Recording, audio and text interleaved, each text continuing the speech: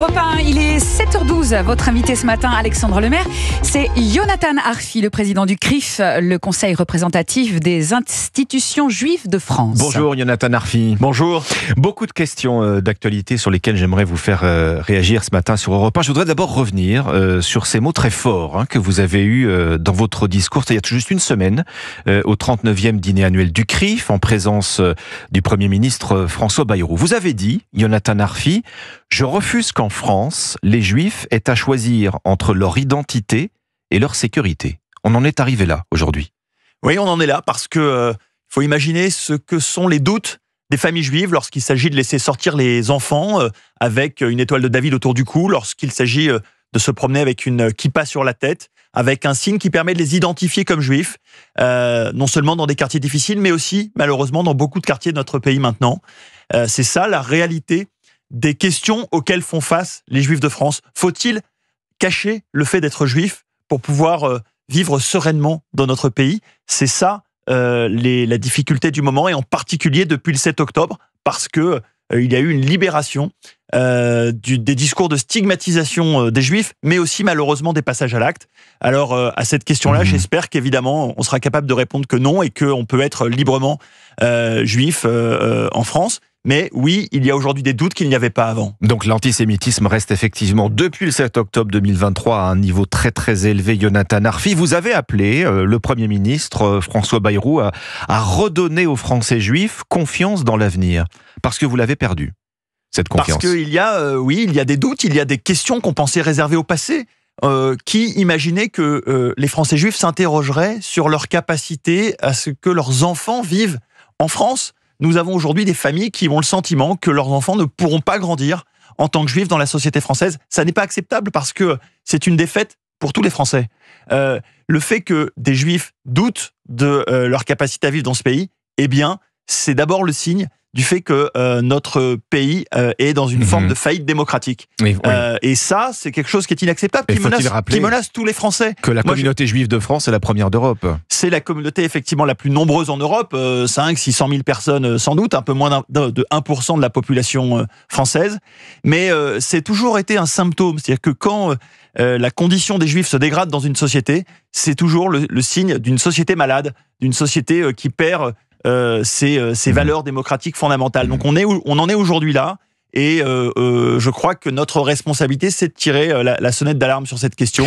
C'était le sens de mon discours la semaine dernière. Yonatan Arfi, vous avez entendu cette polémique entretenue par la CGT, par des élus qui s'opposent à la venue du chanteur Amir. On rappelle qu'il est franco-israélien, qu'il a été révélé notamment comme finaliste de The Voice, c'était en 2014. Là, à la fin de ce mois, là, c'est 25 et 26 juillet, il est notamment à l'affiche d'un festival à Gardanne, dans les Bouches-du-Rhône. On y voit la CGT ainsi que des élus d'opposition lui reprocher d'avoir servi dans l'armée israélienne, ainsi que sa complaisance, pour les citer, avec la guerre en cours à Gaza. Votre réaction, on est dans l'amalgame là? Leur réaction est un scandale. D'abord parce que boycotter Amir, c'est pas boycotter Israël, c'est d'abord boycotter la France et boycotter la paix. Boycotter la France parce que Amir a été le représentant de notre pays à l'Eurovision, que c'est un grand chanteur français, et je veux lui exprimer ce matin mon soutien, comme je crois beaucoup de gens en France qui ne comprennent pas et n'acceptent pas cette polémique. Et puis c'est boycotter la paix parce que c'est quelqu'un qui a toujours été très engagé sur les questions de coexistence. Donc je crois que ça témoigne d'abord d'une approche idéologique scandaleuse de la CGT, une fois de plus, qui a choisi de faire de la question de Gaza une question pour diviser les Français, d'en faire aussi malheureusement une manière d'hystériser le débat public. Je ne l'accepte pas, et je souhaite que nous soyons nombreux dans notre pays à apporter notre soutien à tous ceux qui seront visés par ces campagnes de haine, comme Amir aujourd'hui. Rima Hassan annonce qu'un nouveau bateau humanitaire de la flottille de la Liberté va partir dans quelques jours pour Gaza. Alors on se souvient que sa première tentative, il y a un mois, s'était soldée par son arrestation par Israël au large de Gaza, qu'elle avait mise en scène.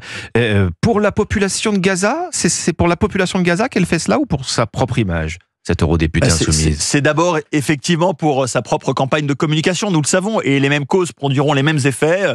Vraisemblablement, elle ne pourra pas accéder à Gaza. Vraisemblablement, elle choisira de se victimiser, puisque ces campagnes n'ont que cet objectif.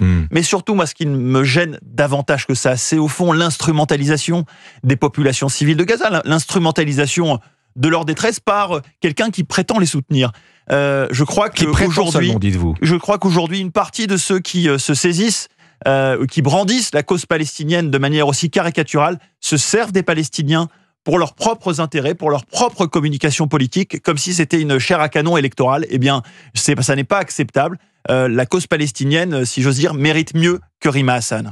Je reviens à votre intervention au dîner du CRIF, Yonatan Arfi. Vous en êtes pris à la fois à deux personnalités politiques de premier plan, Jean-Luc Mélenchon et à Dominique de Villepin. Sur le leader des Insoumis, d'abord, vous dites, pour lui, nous sommes tous d'extrême droite, cette extrême droite dont il est devenu le plus puissant carburant dans les urnes.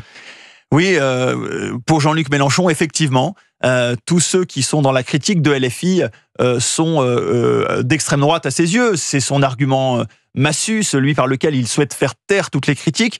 C'est l'argument qu'il renvoie sans cesse au CRIF, alors que d'ailleurs, vous connaissez les positions du CRIF sur l'extrême droite, donc on n'est pas soupçonnable de ce point de vue-là, mais je crois que ça traduit surtout la confusion idéologique qu'il veut entretenir. Il veut polariser la société française, il veut l'hystériser, parce qu'il pense que ça n'est que dans cette polarisation qu'il trouvera sa place et qu'il a une chance d'accéder au deuxième tour de l'élection présidentielle. C'est ça l'objectif de Jean-Luc Mélenchon, tout le reste ne l'intéresse pas. Vous avez dénoncé aussi, vous dénoncez l'attitude de Dominique de Villepin. Vous avez eu cette formule marquante quand même, vous dites il est devenu un Mélenchon des beaux quartiers, Dominique de Villepin. Tout à fait, parce qu'il a effectivement, avec Jean-Luc Mélenchon, beaucoup de points en commun, beaucoup plus que ceux qu'il veut bien assumer. D'abord, je rappelle sa visite, pour le moins incongrue, à la Fête de l'Humanité l'an dernier, où il a été accueilli comme une rockstar, surprenant pour quelqu'un qui avait été l'homme du CPE, qui vient de la droite française. Donc on a quand même des ambivalences idéologiques chez Dominique de Villepin extrêmement fortes. Il y a pour lui, chez Dominique de Villepin également, une servilité vis-à-vis d'un certain nombre de régimes autoritaires, de pétromonarchies. Je pense au Qatar, bien sûr, mais pas seulement. Et puis, il y a une forme d'intransigeance absolue vis-à-vis des démocraties, à commencer par Israël, que l'on retrouve évidemment aussi chez Jean-Luc Mélenchon. Au-delà de ça, évidemment, les formes sont différentes. Il y a chez Dominique de Villepin une forme de populisme mondain dans l'expression, de grande élégance dans la forme, mais qui ne traduit pas pour autant davantage sur le fond quelque chose de différent de ce que fait Jean-Luc Mélenchon, d'où la formule effectivement de Mélenchon des beaux quartiers. Merci Yonatan Arfi. Merci à vous. Président du CRIF, le Conseil représentatif des institutions juives de France sur Europe 1. Merci à vous.